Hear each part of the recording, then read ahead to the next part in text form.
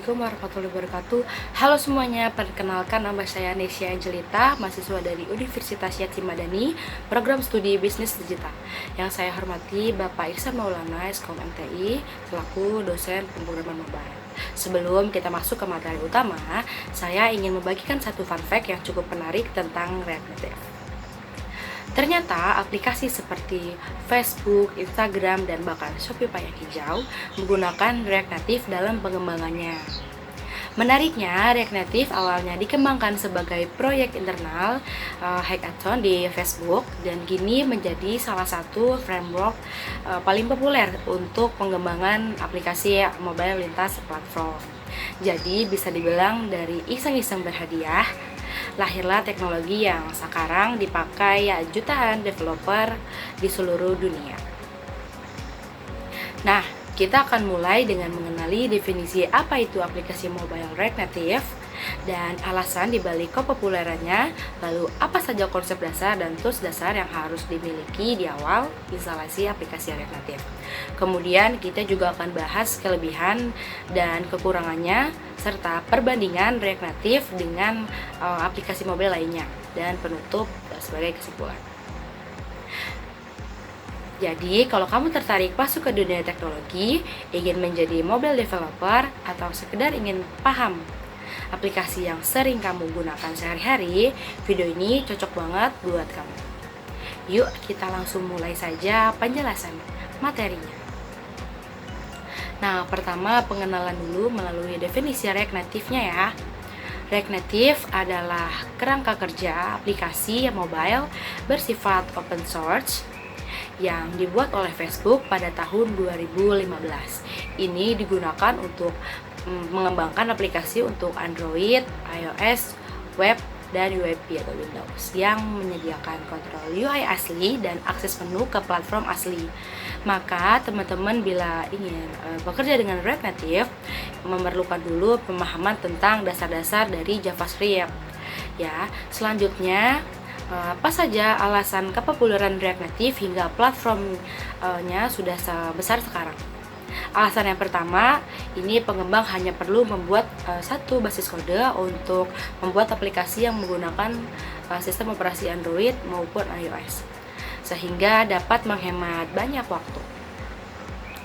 Berikutnya, React Native adalah sebuah framework yang dibangun menggunakan library JavaScript yang sudah populer, yaitu React.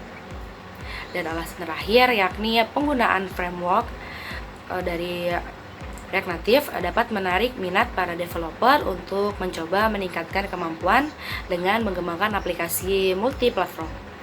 Selanjutnya kita akan bahas konsep dasar React Native. React Native ini ya merupakan framework berbasis JavaScript yang digunakan untuk membangun aplikasi mobile. Untuk stylingnya, penataan gayanya ini pada React Native ini menyerupai CSS, tetapi menggunakan objek JavaScript. Berikut sedikit contoh codingnya ya, ada di samping sini sedikit. Nah, komponen dasarnya ada komponen view. Nah, ini seperti tag div di HTML. Kemudian ada komponen text untuk menampilkan teks, ada komponen image untuk menampilkan gambar, dan ada komponen button untuk tombol interaktif. Selanjutnya ada state and props. Sebelumnya apa sih state and props itu? State and props adalah dua konsep penting yang mengatur bagaimana data mengalir dan bagaimana UI atau user interface ini bereaksi terhadap perubahan data.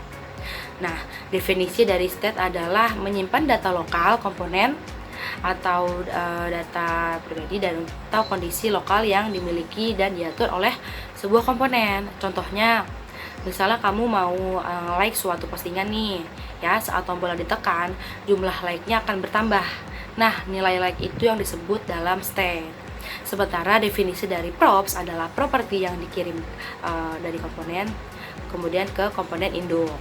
Contohnya jika kamu punya komponen user card dan ingin mengirim nama pengguna, nah kamu pakai yang itu namanya props. Analoginya, kalau kamu pernah main puzzle atau Lego, props itu kayak potongan yang dikasih ke orang lain. Sedangkan state itu benda yang kamu bentuk dan ubah sendiri di dalam kotak kamu. Nah, berikutnya kita akan bahas tools yang dibutuhkan untuk mulai menggunakan React Native. Nah, beberapa tools utama yang perlu diinstal dan dikonfigurasi.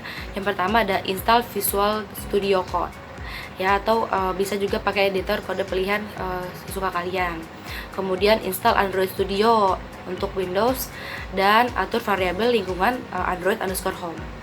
Dan ikuti instruksi di menyiapkan lingkungan Anda pada adaptif, dan pastikan untuk mengatur pilihan operasi sistemnya, pengembangnya itu ke Windows, dan pilihan operasi sistemnya targetnya itu ke Android.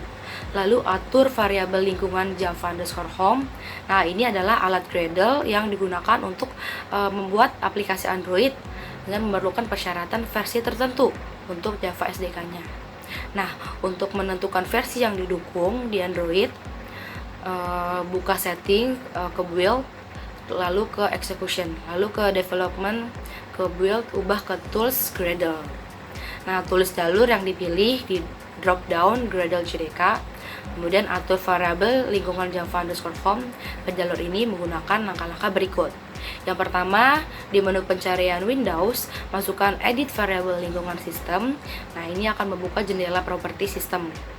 Yang kedua, pilih variabel lingkungan, lalu pilih baru atau new. Nah, di bawah variabel pengguna. Ketiga, ada atur nama variabel ke Java_home dan nilai ke jalur yang Anda ambil dari Android Studio. Lalu tools yang terakhir yang harus diinstalasi yakni Node.js. Node.js ini untuk Windows. Anda mungkin ingin mempertimbangkan untuk menggunakan Node version manager untuk Windows, itu boleh jika Anda akan bekerja dengan beberapa proyek dengan versi tetap itu Node.js. Nah, catatan penting yang harus diingat adalah pastikan konfigurasi environment variable di Windows-nya sudah benar agar proses pengembangannya berjalan dengan lancar. Kemudian kita akan membahas kelebihan dan kekurangan dari React Native. Kelebihan yang pertama yakni menghemat biaya, karena satu basis kode bisa untuk 2 platform sekaligus. Dan kedua, ada menghemat waktu karena proses pengembangannya lebih cepat. Kemudian ada kekurangan dari React Native, yaitu dari kompatibilitas. Framework ini masih berkembang karena masih baru, sehingga mungkin menemui masalah kompatibel di debuggingnya. Yang kedua, kekurangan ada kinerja yang rendah karena performa aplikasi React Native ini lebih rendah dibanding native, terutama untuk aplikasi yang lebih kompleks. Kemudian kita akan bahas perbandingan dengan framework lain. Dari fitur-fiturnya ya, berdasarkan fitur-fiturnya. Yang pertama ada fitur bahasa. React Native ini menggunakan bahasa JavaScript. Flutter ini menggunakan bahasa Dart, bahasa baru dari Google, dan aplikasi native ini menggunakan bahasa Java Kotlin untuk Android, bahasa Swift untuk iOS. Kemudian ada fitur performa. React Native ini performanya baik, Flutter performanya lebih baik dan sangat baik compared dibanding framework lain, dan native ini performanya terbaik, tengah-tengah lah. Kemudian ketiga ada komunitas. Framework dari React Native ini sangat besar ya. Flutter juga udah mulai besar dan juga udah mulai berkembang komunitas. Dan native ini tergantung dari platformnya. Ada yang banyak, ada yang sedikit. Kemudian ada waktu pengembangan. React Native ini waktu pengembangannya cepat karena dan Flutter ini sama ya, waktu pengembangannya lebih cepat karena hanya membutuhkan satu basis kode bisa sekaligus bekerja. Dan aplikasi native waktu pengembangannya lebih lama karena satu basis kode hanya khusus digunakan untuk satu saja, tidak bisa sekaligus. Ini juga untuk performa penggunanya yang lebih baik dibanding framework lainnya. Dan yang kelima ada reusability. Reusability atau keterpakaian yang diulang-ulang dalam konteks pengembangan aplikasi. Ini berarti kemampuan untuk menggunakan kembali kode atau komponen di berbagai tempat tanpa perlu menulis ulang dari awal. Ya, React Native ini reusability-nya tinggi, Flutter juga sama, tinggi juga. Native ini rendah. Mengapa? Karena native perlu menulis ulang dari awal. Tibalah kita pada kesimpulan. Jadi kesimpulannya adalah React Native adalah framework berbasis JavaScript yang dapat digunakan untuk mengembangkan aplikasi untuk sistem operasi Android dan iOS. Dengan memanfaatkan JavaScript dan pendekatan berbasis komponen dari React, developer dapat yang pertama menghemat waktu dan biaya pengembangan, terus mengelola satu basis kode untuk 2 platform sekaligus, kemudian bisa membuat aplikasi dengan tampilan dan performa yang hampir mendekati native.